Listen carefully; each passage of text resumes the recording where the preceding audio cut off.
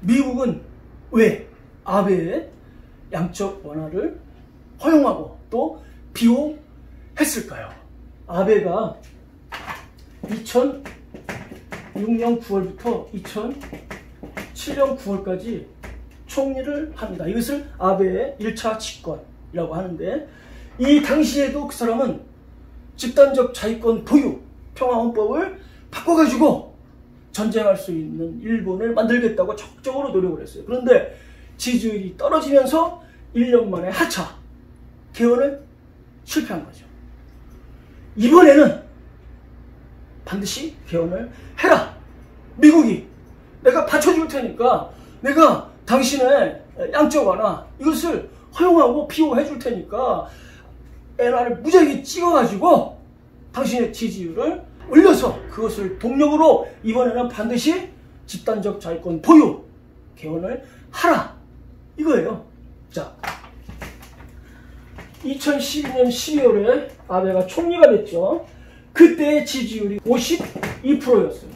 자, 2013년 3월 지지율이 70%가 됩니다. 정권을 잡고 시간이 지나면 지지율이 떨어지는데 이 사람은 지지율이 올라가. 왜? 2012년에 무역 수지 마이너스였는데 2013년에 무역 수지 흑자, 수출이 살아난 거예요. 일본 사람들이 아베, 야, 경제 살린다, 지지율이 올라간 거죠. 자, 이거를 딛고 이제 미국과 일본이 본격적으로 집단적 자위권 보유 쪽으로 나갑니다. 2013년 4월 29일 미일 국방장관 회담을 해요. 여기서 두 가지 중요한 합의를 합니다. 첫째는 미일 안보 가이드라인을 개정한다 이거예요. 미일 안보 가이드라인을 개정한다, 바꾼다 이거예요. 미일 안보 가이드라인이 뭐냐? 1960년에 미일 안보 조약을 체결합니다. 핵심은 일본이 미국에게 군사기지를 제공하고 미국은 일본의 안보를 지켜준다. 미국이 보호하는 나라고 일본이 보호받는 나라예요. 자, 이러한 미일 안보 조약을 어떻게 시행할 것인지 그 시행령이 바로 미일 안보 가이드라인입니다. 근데 이것을 개정하기로 합의하는 거예요. 왜 이럴까요? 미국이 이제 힘이 딸려. 그래서 일본에게 말하는 거예요. 너도 이제 무장하고 나랑 같이 싸우자. 집단적 자위권을 보유하고 헌법을 바꿔서 그 길로 같이 가자. 그게 바로 미일 안보 가이드라인 개정입니다. 이걸 합의하는 거죠. 두 번째는 엑스밴드 레이더, 사드 레이더죠. 이것을 일본의 서남쪽 교토 인근에다 배치한다는 거예요. 사드 레이더를 배치하는 게 뭐예요? 그게 미국의 아시아 MD를 구체적으로 시작하는 거예요. 미국과 일본이 미국의 MD, 이것에 첫 발걸음을 떼는 거죠. 이것을 합의합니다. 자, 그해 10월 3일날 미일 2+2 회의를 합니다. 외교장관, 국방장관 이렇게 둘씩 만나는 협상 창구죠. 여기서 공동성명이 나오는데 내용 중에 이런 게 있습니다. 일본은 집단적 자위권을 포함한 안보 문제의 법률적 근거를 재검토하는 중이고, 집단적 자위권을 포함한 법률 문제의 재검토, 그게 뭐예요? 지금은 집단적 자위권이 없잖아요. 그것을 재검토한다. 즉 집단적 자위권 추진 쪽으로 나간다는 거죠. 일본은 그렇게 하고 미국은 이러한 일본 정부의 노력을 환영한다. 일본이 집단적 자위권 추진, 미국은 그것을 환영한다. 이것은 양국이 일본의 집단적 자위권 추진에 대해서 공식적으로 합의하고 그것을 세상에다가 발표한 거죠. 자, 이러한 연장선에서 그 다음 해 2014년 7월 1일 날 아베가 해석 개헌을 합니다. 해석 개헌. 자, 일본 헌법 구조에는 구조 1항 전쟁 또는 무력 사용을 영구히 포기한다 돼 있어요. 구조 2항 이러한 목적을 달성하기 위하여 육해 공군 군대를 보유하지 않는다. 그리고 국가의 교정권도 인정하지 않는다. 이렇게 돼 있어요. 그래서 평화헌법이라고 부르는 거예요. 자, 이에 입각해서 일본이 직접 무력 공격을 당했을 경우에만 자기네가 무력을 행사한다. 이런 원칙이 확립돼 있죠. 그래서 집단적 자위권이 없다는 거예요. 이게 일본 헌법의 해석이에요. 없다는 집단적 자위권. 해석 개헌은 뭐냐? 각의 강요회의라는 거예요. 강요회의. 국무회의죠. 우리로 치면. 거기서 각의에서 이러한 헌법 해석은 틀렸다.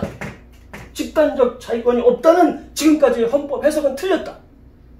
꽝꽝꽝 결정을 하는 거예요. 이 헌법 구조 1항, 2항을 이렇게 해석한다. 앞으로 어떻게? 일본이 직접 무력 공격을 당하지 않았어도 일본과 밀접한 나라가 공격을 당하는 경우 일본이 무력을 행사할 수 있다로 헌법의 해석을 바꾸는 거예요. 그것을 각의에서 결정하는 거예요. 이러한 장난질이 없죠. 왜? 일본의 헌법을 바꾸려면 절차가 있죠. 1. 중의원 3분의 2가 발의하고 2. 참의원 3분의 2가 발의하고 3. 국민투표에서 과반수 찬성을 득해야만 헌법이 개정되는 건데 그것을 하나도 거치지 않고 강요회의에서 땅땅땅 두드려가서 헌법을 바꿨어요. 헌법 조문을 하나도 손대지 않고 개헌을 한 거예요. 이런 말도 안 되는 짓을 아베가 했어. 그런데 일본 국민들이 그래도 저 아베가 총리가 돼 있어야 양적 완화를 해서 일본 수출을 지탱하고 그래서 우리 경제를 가져갈 수 있다. 저 사람을 끌어내리면은 우리 일본 경제가 무너진다. 이런 생각을 갖도록 미국이 아베의 양적 완화를 받쳐준 거죠. 이렇게 기막힌 일이 또 어디 있겠습니까? 자, 이렇게 2014년 7월에 아베가 자기들의 헌법을 또 고쳤어요. 사실상 2015년이 됐습니다. 2015년 4월 26일 날 아베가 미국에 가는 거예요. 자, 그 며칠 전에 4월 22일 날 인도네시아 자카르타에서 반등회의 60주년 기념 아시아 아프리카 정상회의가 열려요. 국제무대죠. 여기서 아베가 연설을 하는 거예요. 자, 이 사람이 미국 가서 무슨 말을 할지 무슨 행동을 할지 예고편 같은 거였기 때문에 세계 언론이 주목을 해요. 특히 아시아 언론이 관심 있게 쳐다봅니다. 아베가 여기서 연설을 하면서 이런 말을 해요. 2차 세계대전을 깊이 반성한다. 2차 세계대전을 전후로 해서 일본은 첫째, 아시아 각국을 침략해서 식민 지배를 했죠. 그래서 학살하고 약탈하고 엄청나게 많은 만행을 저질렀어요. 그리고 미국과 전쟁을 했죠. 따라서 일본이 2차 세계대전을 반성하려면은 아시아 각국을 침략하고 식민 지배한 것을 반성하는 것이 반드시 포함되어야 돼요. 1995년 무라야마 다마, 2005년 고이즈미의 아시아 아프리카 정상회의 연설, 2015년에 간 총리의 담화, 여기에는 전부 아시아 각국에 대한 식민 지배를 반성한다는 내용이 있어요. 그런데 아베가 이번에는 이거를 빼먹었어요. 미국에게만 고개를 숙이고 아시아 사람들을 무시했어요. 자, 엄청난 일을 저지른 거예요. 이에 대해서 기자들이 미 국무부 대변인에게 물어봤습니다. 아베의 발언에 대해서 어떻게 생각하냐? 미 국무부 대변인이 말하길 노 코멘트. 할 말 없다 이거예요. 아베가 그렇게 말하면 안 된다 이런 얘기를 하지 않는 거예요. 그 사람의 발언을 묵인해 주는 거죠. 자, 이 장면을 통해서 우리는 미국과 일본이 같이 추진하는 일본의 집단적 자위권 보유가 두 가지 측면이 같이 있음을 알 수 있습니다. 뭐냐? 첫째는 미국이 일본을 전쟁 파트너로 얻는 측면이죠. 또 하나의 측면은 일본이 미국에게 아시아에서 옛날에 그 제국주의적 그 본성, 이것을 다시 드러내도 된다는 양해를 얻은 측면이 있는 거예요. 굉장히 무서운 사건이 지금 벌어지고 있는 거죠. 자, 4월 26일 날 이 사람이 미국에 갑니다. 그래서 4월 27일 날 두 가지 사건이 벌어지는데, 첫째는 아베가 하버드 대학에서 강연을 합니다. 그 장소에서 어느 기자가 물어봤어요. 일본군 위안부 피해자에 대해서 어떻게 생각하냐? 아베가 대답하기를 인신매매 피해자들에 대해서는 개인적으로 가슴 아프게 생각한다. 이른바 위안부는 옛날 제국주의 일본 정부가 식민지 여성을 강제로 끌고 가서 성노예로 삼은 천인공노할 만행이죠. 그런데 그것을 인신매매 피해자라고 말했어요. 일본 정부의 책임을 부정한 거죠. 자, 두 번째, 같은 날 미일 2+2 회의가 열리고 거기서 미일 안보 가이드라인이 개정됩니다. 그래서 그게 발표돼요. 어떻게 개정됐느냐?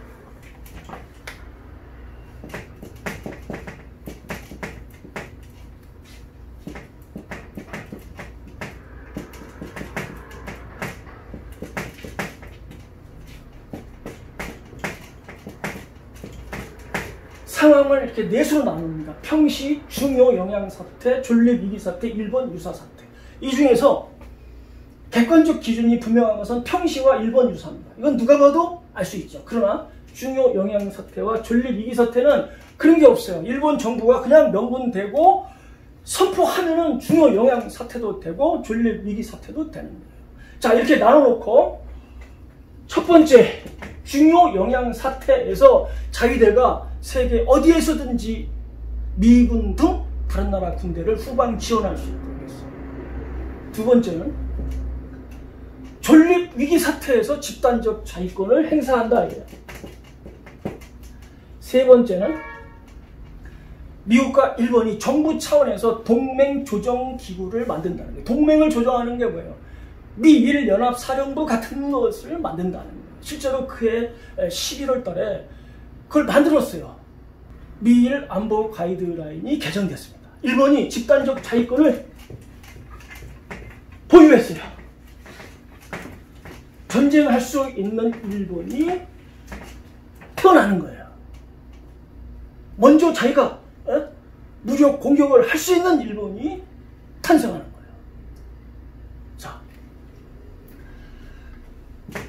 미국과 일본이 1+1이 된 거죠. 일본 군사 대국이죠.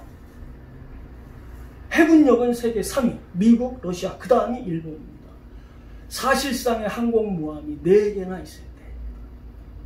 그리고 이 사람들 고체 연료를 쓰는 3단 로켓을 가지고 있습니다. 요격 미사일 잠재력이 엄청나죠. 세계 최강의 미국과 막강한 군사력을 가진 일본이 전쟁 파트너가 됐어요. 같이 전쟁을 할 수 있게 된 거예요. 자, 지금까지는 아시아에서 1대1, 미국과 중국이 1대1이었죠.